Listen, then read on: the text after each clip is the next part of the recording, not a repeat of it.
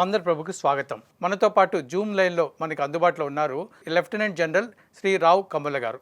Sir నమస్కారం అండి. నమస్కారం అండి.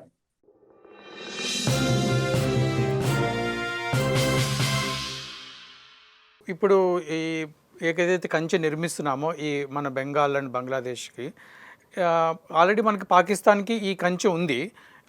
ఇప్పుడు బంగ్లాదేశ్కి ఏదైతే నిర్మిస్తున్నామో ఇది ఎంత పటిష్టము, ఎంత దూరం నిర్మిస్తాం సార్? అది సుమారుగా 4000 కిలోమీటర్లు ఉంది కదా మనకి.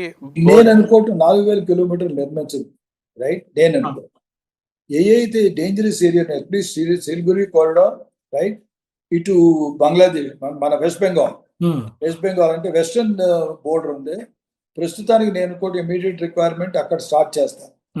దాని తర్వాత మిగిలిన ఈస్టర్న్ స్టేట్స్ ఉన్నాయే, లైక్ మణిపూర్ ఇలాంటివి ఉన్నాయి కదా, రైట్, మేఘాలయ, నాగాలాండ్, ఏ సైడ్ అయితే బోర్డర్ ఉందో అటు సైడ్ నేను కూడా తర్వాత స్టార్ట్ చేస్తాను. అటు సైడ్ నాకు తెలిసినంత మటుకు అక్కడ పెద్ద ఇన్ఫిల్ట్రేషన్స్ కానీ, లైక్ వెస్ట్ బెంగాల్లో ఇన్ఫిల్ట్రేట్ అయినట్టుగా అటు పక్కన ఎక్కువ ఇన్ఫిల్ట్రేట్ అయినట్టు ఇంతవరకు సూచనలు కనిపి కొంత ఇన్ఫిల్ట్రేట్ అయి ఉండొచ్చు.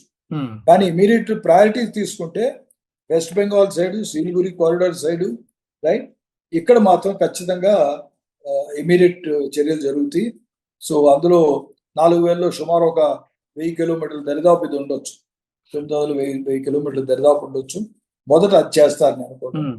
దాని తర్వాత మిగిలిన ఆలోచిస్తాను. సార్ ఇప్పుడు అంటే ఈ బంగ్లాదేశ్ బోర్డర్స్ ఇష్యూస్లో మనకి ఐక్యరాజ్య సమితి ఎంతవరకు సపోర్ట్ చేస్తుంది సార్? అక్కడ ఈ గొడవలు తీర్చడం విషయంలో కానీ, లేక వీటిని సరిచేయడం విషయంలో? యాక్చువల్లీ ఒకప్పుడు ఐక్యరాజ్య సమితి అంటే ప్రపంచంలో దానికి ఒక విలువ ఉండేది సార్. కానీ ఏమైందంటే ఎప్పుడైతే యుఎస్ కొన్ని వాటిల్లో కొన్ని ఐక్యరాజ్య సమితి యొక్క కొన్ని కమిటీస్ లోను సంఘాల్లోంచి విత్డ్రా చేసుకుంది, నేను ఫండ్ చేయను. బట్ ఆఫ్ కోర్స్ అది ఫండ్ చేయకపోయినా సరే మిగిలిన ఐక్యరాజ్య సమితి మిగిలిన దేశాలన్నీ కలిసి మాకు ఒక సెంట్రల్ ఏజెన్సీ అంటూ కావాలనుకున్నది నేను మెయింటైన్ చేస్తాను. కానీ ఎంతవరకు అది కంట్రోల్ చేయగలదు అనేసి కానీ మన దేశం, ఎందుకంటే ఫస్ట్లీ మన దేశం ఐక్యరాజ్య సమితి ఏది చెప్పినా దాన్ని వింటుంది, కరెక్ట్ గా చేస్తుంది, రైట్. మనం ఒక ప్రిన్సిపల్డ్ నేషన్ కింద ప్రపంచంలో మనకు పేరుంది, రైట్. సో ఐక్యరాజ్య సమితి ఒక ఇన్ఫ్లుయెన్స్ నేను అనుకోవటం, ఎక్కడైతే కొన్ని చిన్న దేశాలు ఉన్నాయో లైక్ బంగ్లాదేశ్ అవనండి, నేపాల్ అవ్వండి, ఇలాంటి చిన్న దేశాలకి మాత్రం ఏమైనా మనస్పర్ధలు కానీ ఏమైనా డిఫరెన్స్ వస్తే ఖచ్చితంగా అది వచ్చి ఇన్ఫ్లుయెన్స్ చేయగలరు. అయినా సరే ఖచ్చితంగా గ్యారంటీ ఇవ్వలేదు. ఎందుకంటే ఇప్పుడు ఐక్యరాజ్య సమితి పాకిస్తాన్కి ఇండియా గురించి మాట్లాడితే మనం ఏమన్నాం, సారీ ఇది మా ఇద్దరి మధ్యలో మేమే తీర్చుకోవాలని, రైట్.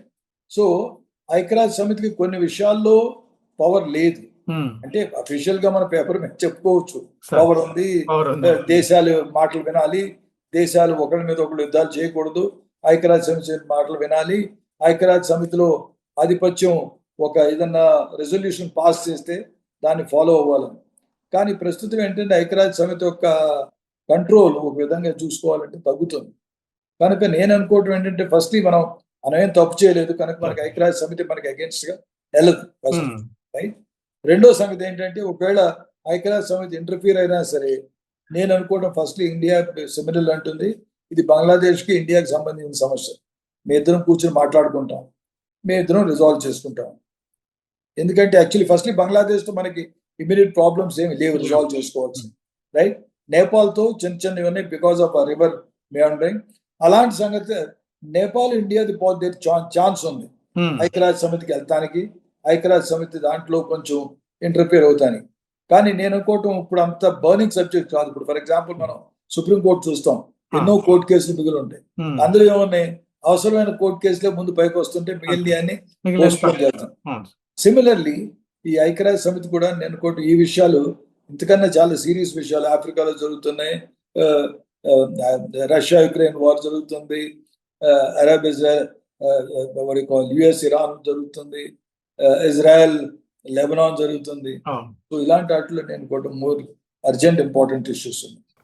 గతంలో మన ఆంటోనీ గారు మన డిఫెన్స్ మినిస్టర్గా ఉన్న టైంలో పార్లమెంట్లో ఒక ప్రకటన చేశారు, ఏమంటే ఈ 7 సిస్టర్స్ స్టేట్స్ ఏవైతే ఉన్నాయో అవి మేము పెద్దగా డెవలప్ చేయలేదు. కారణం ఏంటంటే ఒక డెవలప్ చేయడం వల్ల చైనా యొక్క ప్రభావం, చైనా యొక్క కన్ను మన మీద పడుతుందని. సో ఇప్పుడు అంటే ఈ స్టేట్మెంట్ ఎంతవరకు కరెక్ట్ ఒక విషయము. ఇప్పుడు ప్రభుత్వం ఆ డెవలప్మెంట్ మీద దృష్టి పెట్టిందా? ఎట్లా ఉంది సార్? యాజ్ ఎ డిఫెన్స్ పర్సన్గా మీరు దీని మీద ఎట్లా మీ అభిప్రాయం చెప్పండి.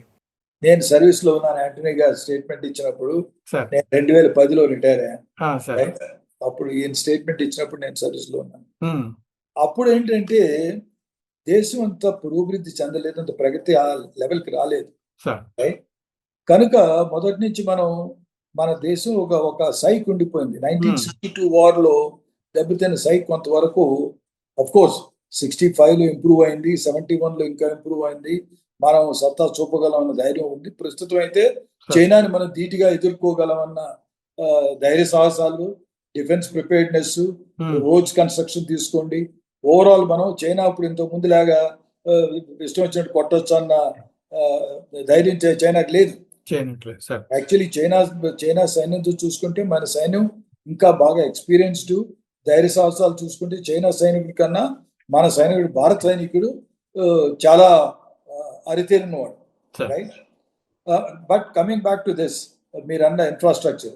సో ఆ రోజుల్లో నేను అనుకోవటం ఏంటంటే ఆయన అంటానికి రీజన్ ఏంటి, ఒకవేళ రోడ్లు వేస్తే చైనీస్ ముందుకు వచ్చి అదే రోడ్డు వాడుకుని ఇంకా లోపలికి వస్తారన్నమాట. రైట్. సో ఒక విధంగా చూస్తుంటే పిరికితత్వం అనుకోవచ్చు. కానీ ఆ రోజుల్లో ఎందుకు వచ్చింది ఆ పిరికితత్వం అంటే మేబీ 62 మచ్చ కొంతమందిలో పొలిటీషియన్స్ లో ఉండిపోయింది. ఆర్మీలో అంత ఇదవలేదు. ఆర్మీ మారింది 62 తర్వాత. ఎప్పుడైతే 65 వారు కనుక దాని తర్వాత పాకిస్తాన్ తో మన సత్తా చూపించాం. రైట్.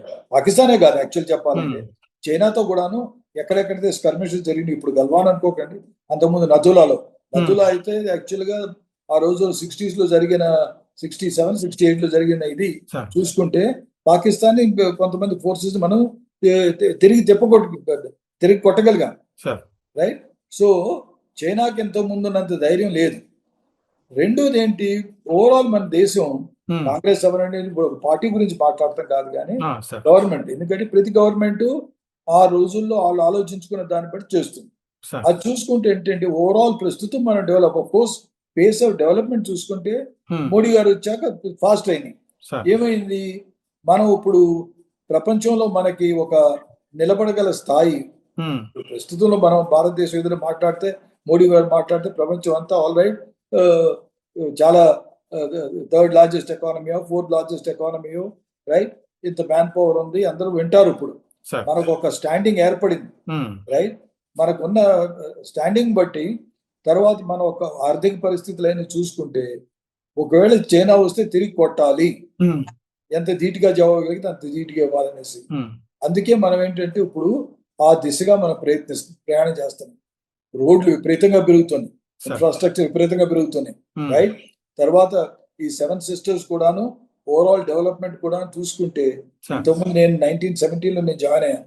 70లో ఉన్న అస్సాము, నాగాలాండ్, మేఘాలయ చూసి ఇప్పుడు చూస్తున్న పరిస్థితులు చూసుకుంటే డెవలప్మెంట్ చాలా గొప్పగా చెప్పుకోవచ్చు మనం. ఓవరాల్ డెవలప్మెంట్ పెరిగింది, డిఫెన్స్ ఫోర్సెస్ పెరిగినాయి, అక్కడ ఎయిర్ ఫోర్స్ లొకేషన్స్ పెరిగినాయి. రైట్. ఇంకా పెరగాల్సిన, మిగిలిన దేశంతో చూస్తే ఇంకా పెరగాల్సిన ఉంది, ఖచ్చితంగా ఒప్పుకోండి. మిగిలిన దేశంతో చూస్తే ఇంకా కొంచెం వెనకబడినాయి, అందులో సందేహం లేదు. కానీ ఇంతకుముందు యాంటనీ గారి టైంలో చూసుకుంటే ఇప్పుడు చూసుకుంటే మనం చాలా అడ్వాన్స్మెంట్ చేసాం, నాకు అందులో సందేహం లేదు. అండ్ ఓవరాల్ నేను అనుకోవటం బాగానే అవుతుంది.